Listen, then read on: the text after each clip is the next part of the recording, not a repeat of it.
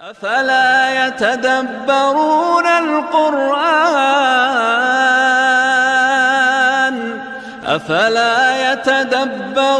القرآن أم على قلوب أقفالها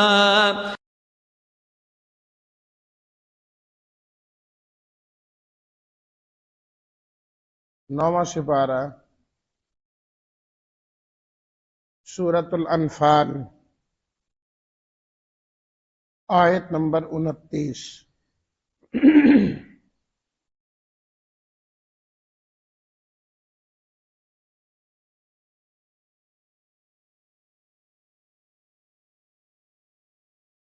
نحمده ونصلي ونسلم على رسوله الكريم،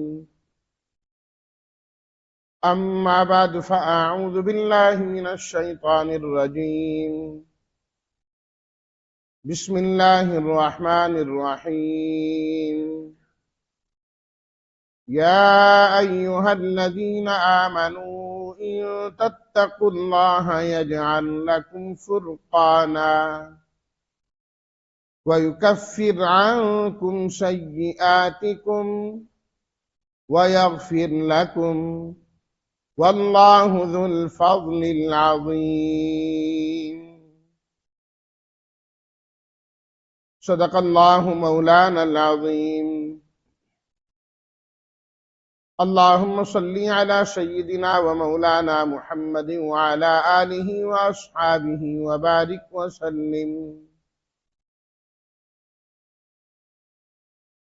ان تتقوا اللہ، ان اگر، تتقو بچو تم، اللہ کی نافرمانی سے، یجعل بنائے گا، وہ کر دے گا، فرقانن فرق کرنے والی چیز، فیصلہ کرنے والی چیز، یکفر مٹا دینا، چھپا دینا،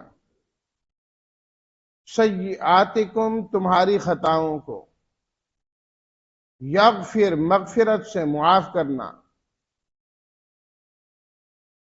ذو الفضل ذو والے، الفضل العظیم بہت بڑے فضل۔ ترجمہ: اے ایمان والوں، اگر تم اللہ کی نافرمانی سے بچتے رہو، اللہ تعالیٰ تمہارے لیے حق و باطل میں فیصلہ کر دیں گے اور تمہاری سیئات کو مٹا دیں گے اور تمہیں معاف کر دیں گے، اور اللہ تعالیٰ بہت بڑے فضل والے ہیں۔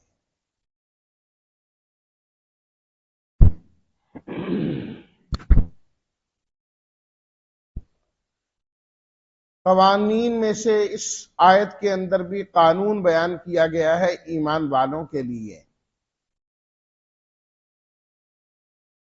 اور وہ قانون کیا ہے؟ تتقوا اللہ، اللہ تعالی کا تقوی اختیار کرنا، اللہ کی نافرمانیوں کو ترک کرنا، ہر وہ کام جو اللہ نے منع کر دیا، اس کے رسول صلی اللہ علیہ وسلم نے منع فرما دیا ہے، بس اس سے باز آ جانا ہے، اس سے رک جانا ہے۔ عام حالات میں تو اللہ تعالیٰ کی نافرمانی چھوڑنی ہے، جنگ کے حالات میں خاص طور پر اللہ کی نافرمانی سے بچنا ہے۔ ایسا نہ ہو کہ میدان جنگ میں جاؤ، لڑائی کا وقت آئے اور وہاں تم کوئی ایسا کام کر بیٹھے ہو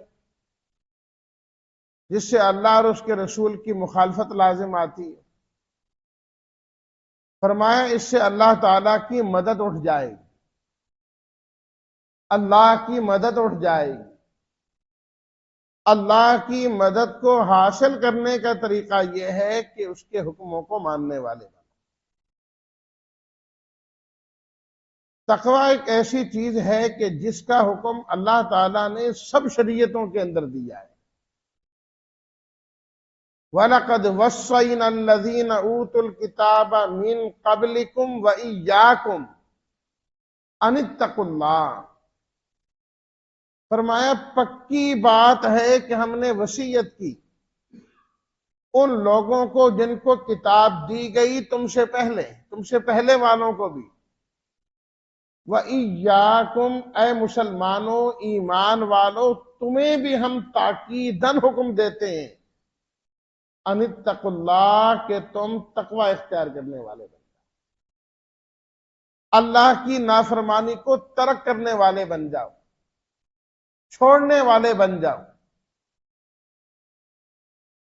اور ایک موقع پر نبی کریم صلی اللہ علیہ وسلم نے فرمایا اوصیکم بتقوی اللہ فإن التقوی ملاک الحسنات، فرمایا میں تمہیں وصیت کرتا ہوں کہ تقوی اختیار کرنا، اللہ کی نافرمانی سے بچنا، مخالفت نہ کرنا، فإن التقوی ملاک الحسنات، اس لیے کہ جو تقوی ہے یہ تمام نیکیوں کی جڑ اور بنیاد ہے،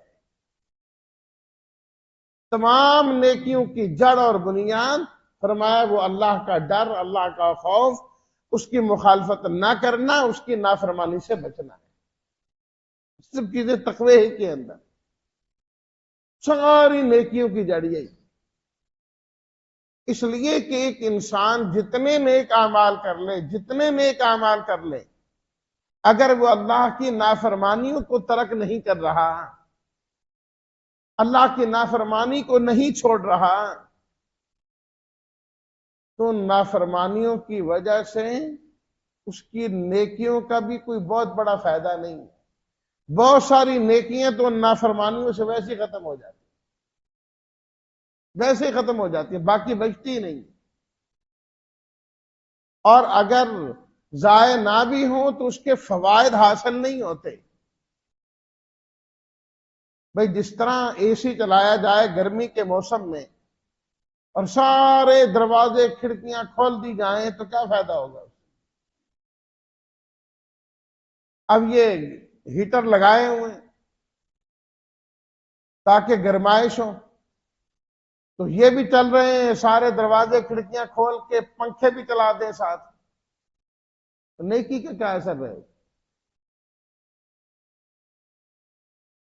تو اس لیے فرمایا کہ اصل نیکی کی بنیاد اور جڑ کیا ہے؟ تقوی ہے، نافرمانی کو چھوڑنا ہے۔ اور بلکہ ایک روایت میں تو یہاں تک آتا ہے، نبی کریم صلی اللہ علیہ وسلم نے ارشاد فرمایا اگر تم سب سے بڑے عبادت گزار بننا چاہتے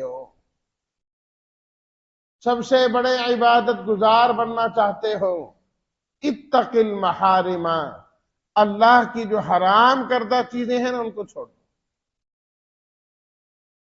اتق المحارم تکن عابد الناس، اللہ کی حرام کردہ چیزوں کو چھوڑ دو، تم سب سے بڑے عبادت گزار بن جاؤ، سب سے بڑے عابد الناس۔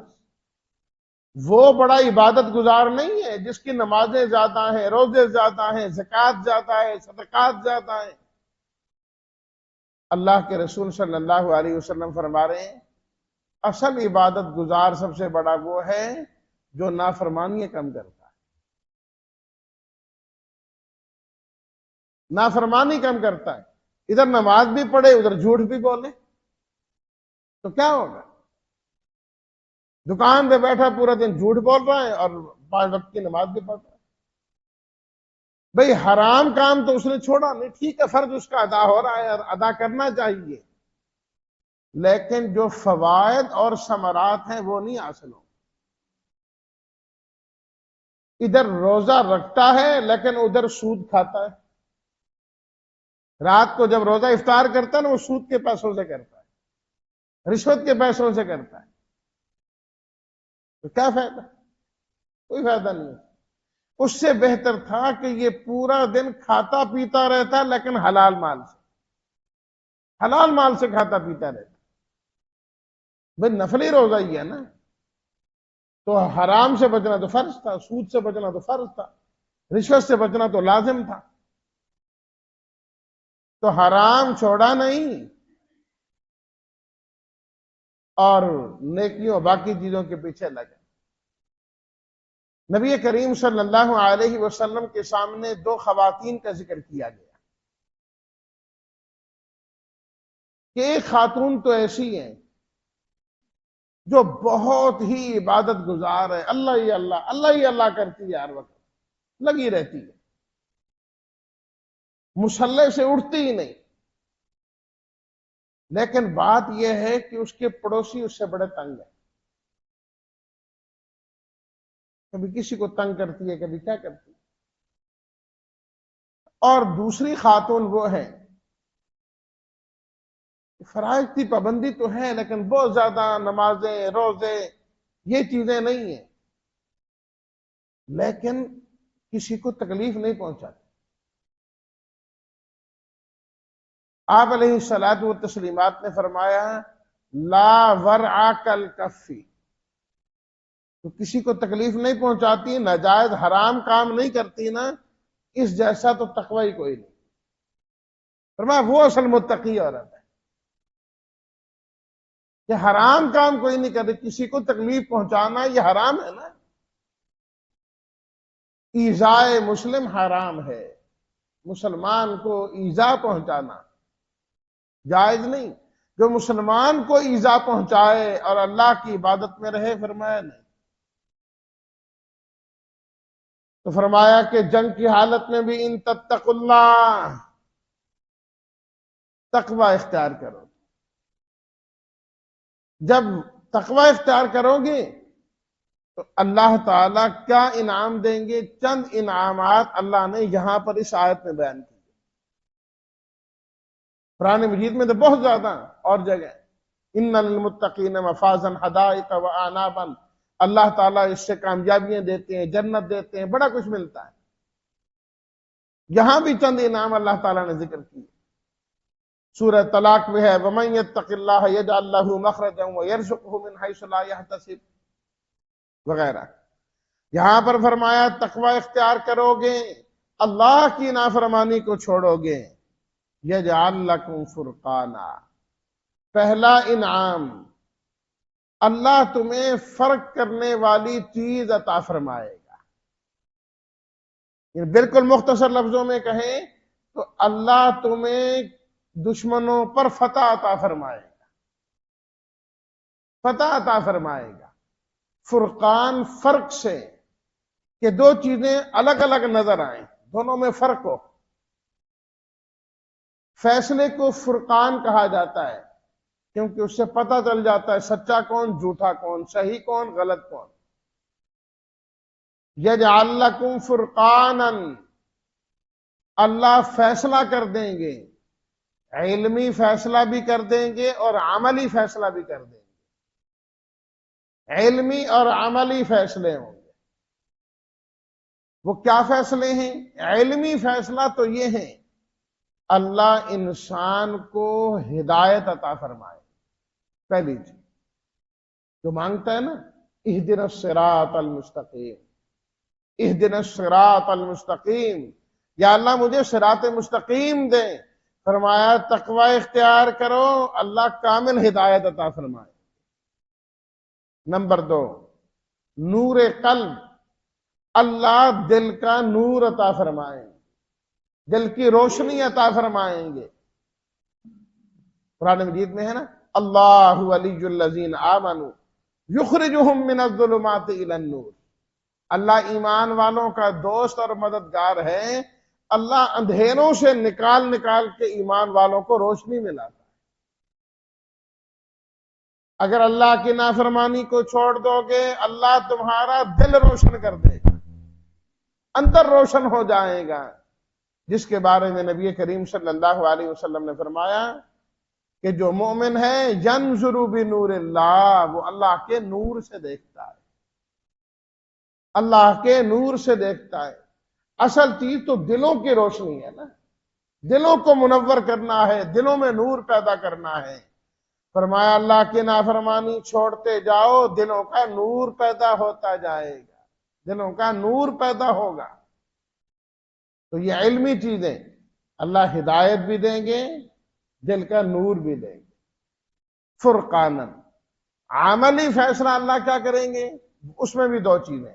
نمبر ایک، اللہ دشمنوں پر فتح عطا فرمائیں گے. جو تمہارے دشمن ہیں نا، اللہ ان پر تمہیں کامیابی دیں گے اگر تم اللہ کی نافرمانی کو چھوڑ دو. اگر تم اللہ کی نافرمانی کو چھوڑ دو، اللہ کی نافرمانی کرو، پھر اللہ تمہیں نہیں تمہارے دشمنوں کو تمہارے اوپر مسلط کریں گے. پھر عزت نہیں ذلت ملے گی. اور دوسری چیز عملی فیصلے میں کیا ہے؟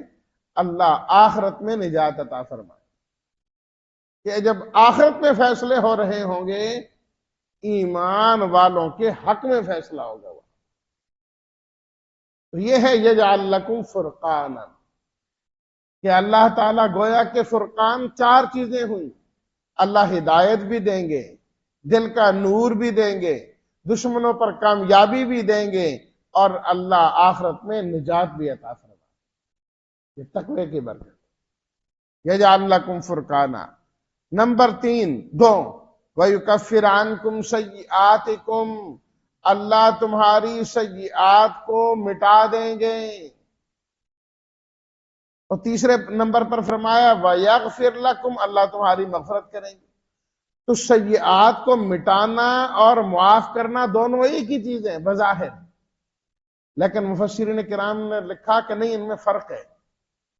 یکفر عنکم سیئاتکم کا مطلب یہ ہے کہ اس سے پہلے اللہ نے جو تم سے غلطیاں ہو گئی نا، اللہ ان غلطیوں کو بھی نیکیوں سے تبدیل فرما دیں. سورہ فرقان میں ہے نا، یہ بھی لفظ فرقان ہے وہاں بھی، الا من تاب وآمن وعمل عملا صالحا فَأُولَئِكَ يُبَدِّلُ اللَّهُ سَيِّئَاتِهِمْ حَسَنَاتٍ. يُبَدِّلُ اللَّهُ سَيِّئَاتِهِمْ، جہاں یکفر فرمایا وہاں یہ سیئات کے ساتھ یبدل فرمایا. جو ایمان لایا، توبہ کر لی، نیک عمل کیے، اللہ اس کے گناہوں کو نیکیوں سے بدل دے گی. اگر انسان سچے دل سے توبہ کرے نا، اللہ کو اس کی توبہ پسند آ جائے، یوں کہیے جتنے اس کے گناہ تھے اتنی اللہ اس کو نیکیاں عطا فرما دیتے. نیکیاں عطا فرما دیتے.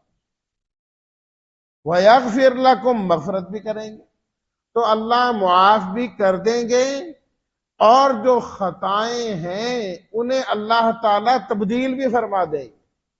تبدیلی کی الگ کئی صورتیں. ایک تو یہ ہے کہ جس طرح وہ انسان پہلے گناہوں میں جا رہا تھا، اب اللہ تعالیٰ اس کو اسی طرح ہی نیکیاں کرنے کی توفیق عطا فرما دے. جتنی تیزی کے ساتھ گناہوں میں تھا، ہر وقت نافرمانی، ہر وقت نافرمانی، ہر وقت نافرمانی، اب ہر وقت فرما برداری، ہر وقت فرما برداری، ہر وقت فرما برداری. یہ بھی تبدیلی کی ایک صورت ہے. یہی وجہ ہے کہ آپ دیکھیں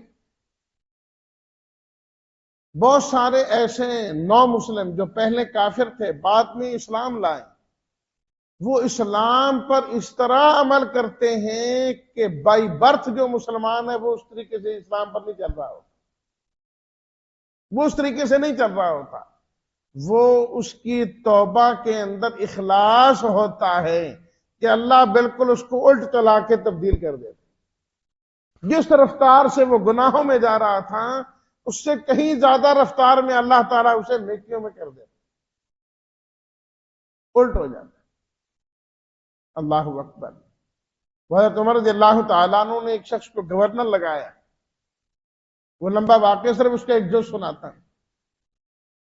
تو پہلے چونکہ وہ لگنے پر تیار نہیں تھے، جب ان کو زبردستی گورنر لگا دیا گیا تو بعد میں علاقے والوں سے حضرت عمر نے پوچھا تو کہ یہ تمہارا گورنر کیسا ہے؟ تو انہوں نے کہا جی بسرا تو بہت اچھے ہیں لیکن 2-3 ان میں خامی ہیں. میں کہا اچھا خامیاں ہیں؟ یہ بندہ تو ویسے ہی گورنر نہیں بننا چاہتا تھا، یہ تو پھر میرے سے غلطی ہوگی میں نے بنایا. کہ کیا خامی ہے؟ کہا جی ایک خامی یہ ہے کہ یہ ہفتے میں ایک دن چھٹی کرتے ہیں. پہلا جو گورنر تھا وہ ہفتے میں چھٹی نہیں کرتا تھا، روزانہ بیٹھتا تھا کاموں میں. اور کیا خامی ہے؟ کہا ایک خامی یہ بھی ہے، اللہ اکبر، کہ جو پہلا گورنر تھا وہ دن رات ہر وقت دستیاب ہوتا تھا، یہ دن کو ملتے ہیں رات کو نہیں ملتے۔ اس طرح کے اعتراض کیے، حضرت عمر رضی اللہ تعالیٰ عنہ رونے لگے، یہ کیا ہوا؟ ہاں جی جواب دو سب کے سامنے۔ کہنے لگے حضرت رہنے دیں نہ جواب لیں، کمزور ہوں میں، بس کہا نہیں جواب دینا پڑے گا۔ جی ہفتے میں ایک دن چھٹی کرتا ہوں، بات یہ ہے کہ میرا جو جوڑا ہے نا لباس صرف یہی ہے، دوسرا ہے کوئی نہیں، ایک ہی ہے میرے پاس، دوسرا کوئی نہیں ہے۔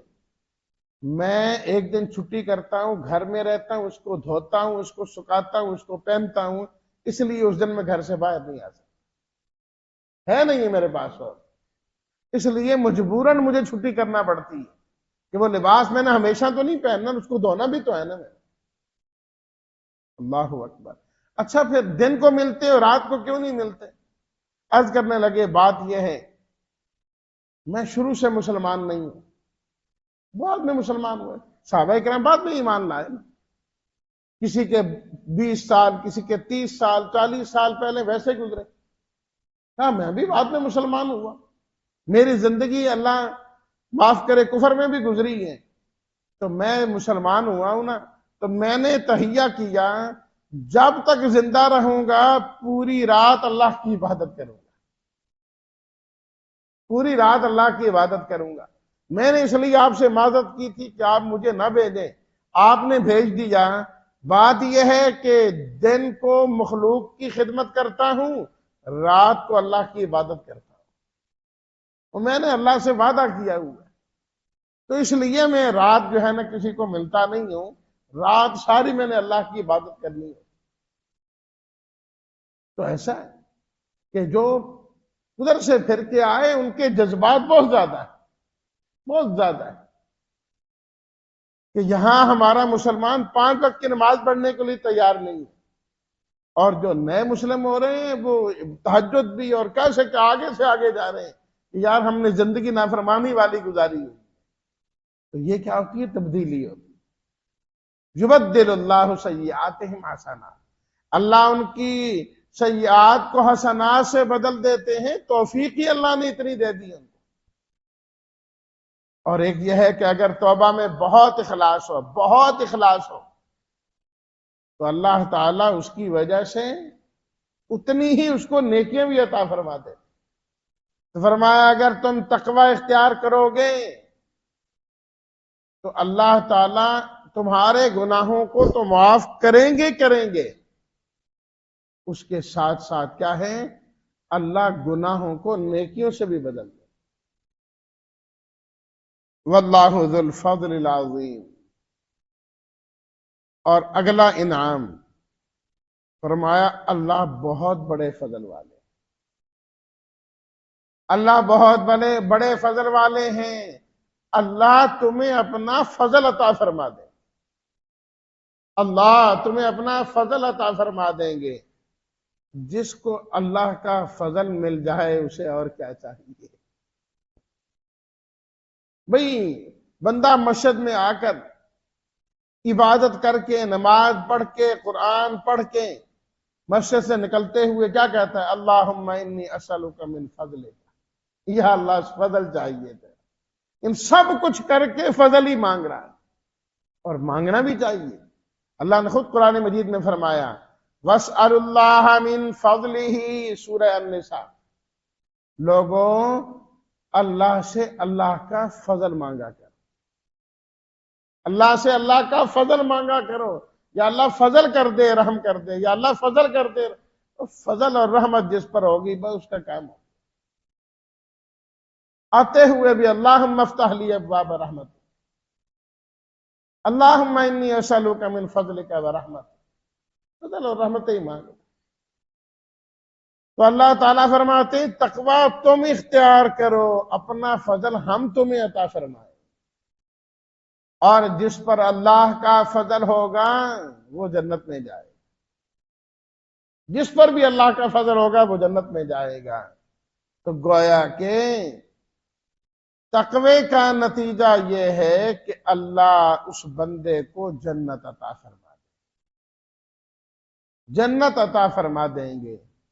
تو گناہوں سے بچنا یہ بھی ایک بہت بڑی نیکی، بہت بڑا عمل ہے کہ انسان اپنے آپ کو گناہوں سے بچائے۔ ہمارے ہاں اس بات کی فکر تو ہے کہ میں نیکی زیادہ کرنے یار یہ نیک کام ہے یہ بھی کر لیتا ہوں، یہ بھی کر لیتا ہوں، لیکن اس بات کی فکر نہیں ہوتی کہ یہ نافرمانی ہے میں اس کو نہیں کرتا، یہ نافرمانی ہے میں اس کو نہیں کرتا۔ اس چیز کی طرف توجہ ہماری کم ہے، جبکہ میں نے حدیث سنائی کہ جو حرام کردہ چیزوں سے بچتا ہے، اللہ کے رسول صلی اللہ علیہ وسلم نے فرمایا وہ سب سے بڑا عبادت گزار ہوتا ہے۔ اللہ ہم تمام کو اپنی نافرمانیوں سے بچنے کی توفیق نصیب فرمائے۔ وآخر دعوانا ان الحمد للہ رب العالمین۔